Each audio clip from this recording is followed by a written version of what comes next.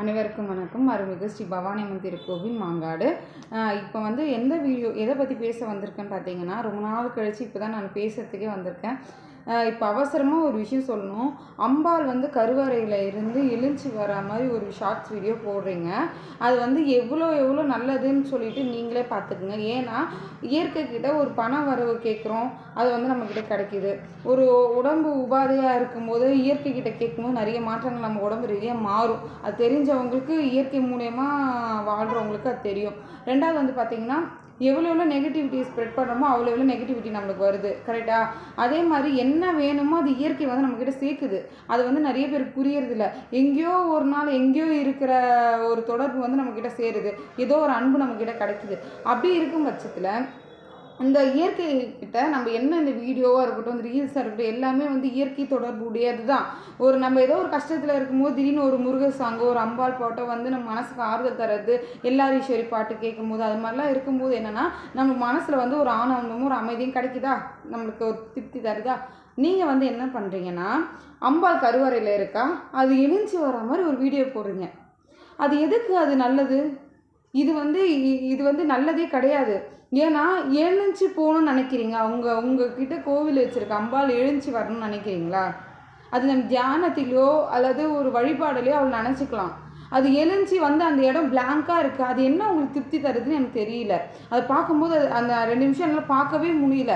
ஏன்னா பல நாள் தவ இருந்து ஒரு கோவில் கட்டி, கோபுரம் கட்டி, அவளை சாச்சாங்கமாக உட்கார வச்சு பூஜை புனஸ்காரம் பண்ணி நம்ம வைப்போமா, அவள் இருக்கான்னு ஒரு வீடியோ எடுத்து அவள் ஏந்து கிளம்பி வரான்னு அவள் வந்து எங்கே வரா அது மாதிரி வர்றது. அது வந்து நீங்கள் நினைக்கிறீங்க அது ஒரு வீடியோவாக நினைக்கிறீங்க. அதில் வந்து 1000 விஷயம் இருக்குது. தயவு செஞ்சு இந்த மாய உலகத்தில் எல்லாமே பண்ணி தொலையாதீங்க. ஒரு நேரம் இல்லைன்னா ஒரு நேரம் வந்து அது நம்மளுக்கு வேறு மாதிரி ஆகும். ஏற்கனவே நம்ம கோவில், நம்ம இது இந்து மதத்தையே வந்து அழிக்கிறதுக்கு பல வேலைகள் நடந்துகிட்ருக்க பட்சத்தில் எதுக்கு நீங்கள் இவ்வளோ கேவலமாக பண்ணுறீங்கன்னு தான் எனக்கு புரியல. மாரியாத்தலங்களை பார்த்தா என்ன விளையாட தெரியுதா? தயவு செஞ்சு இது பண்ணாதீங்க. நம்ம இன்னைக்கு என்ன போட்டோமோ அதான் நம்மளுக்கு வரும். அந்த மாதிரி இந்த உலகத்தில் ரொம்ப இயற்கை நம்ம கவனிச்சிட்ருக்கு. தயவு செஞ்சு இப்படி செய்யாதீங்க மக்களே. நான் உங்களுக்கு வந்து ஒரு விழிப்புணர்வாக தான் இதை சொல்கிறேன்.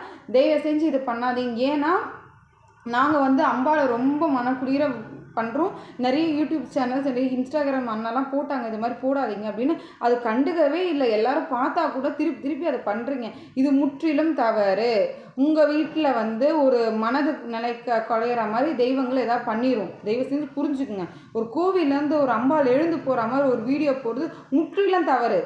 ஒரு இயற்கை சீத்தமாக ஒரு கருவறையில் ஒரு தெய்வம் வந்து உட்கார்றது எல்லாமே வந்து என்னென்னா நம்மளோட ஆற்றல் தாங்க எல்லாமே. ஒரு அம்பாள் கருவறையில் இருக்கிறான்னு நினச்சா இருக்கிறா, அவள் அங்கே வந்து இல்லைன்னு 10 தடவை நீங்கள் சொன்னால் இல்லாமலே போயிடும். அது ஏன் உங்களுக்கு புரிய மாட்டேங்குன்னு தெரியல. எதுக்கு நீங்கள் இப்படி பண்ணுறீங்க?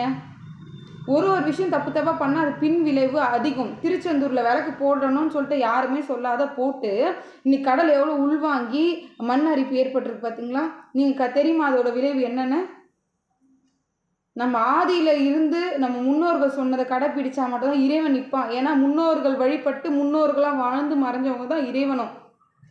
நிறைய தாற்பயம் தெரியாமல் இஷ்டத்துக்கு வீடியோலாம் போடாதீங்க. எவனோ அதை கண்டுபிடிப்பான். அதுக்கெல்லாம் நம்ம பொறுப்பாக்க முடியாது. நம்மளுக்கு இறைவனை வணங்குறோமா, உனக்கு என்ன வேணுமோ அதை மட்டும் கேளு.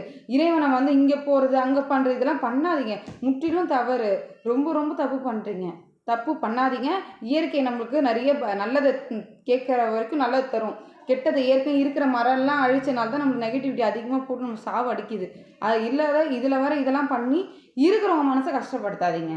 ஒரு அம்பாள் கும்பாபிஷேகம் பண்ணி கொஞ்ச நாள் தான் ஆகுது, அப்படியே அம்பாள் எழுந்து வர மாதிரி இருக்கா, ஈரக்கொலையே நடுங்குது. எதுக்கு அது மாதிரி பண்ணுறீங்க?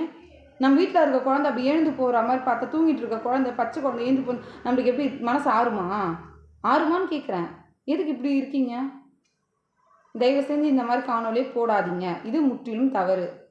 நன்றி, வணக்கம். எல்லா புகழும் பவானிக்கு. திருச்சிற்றம்பலம்.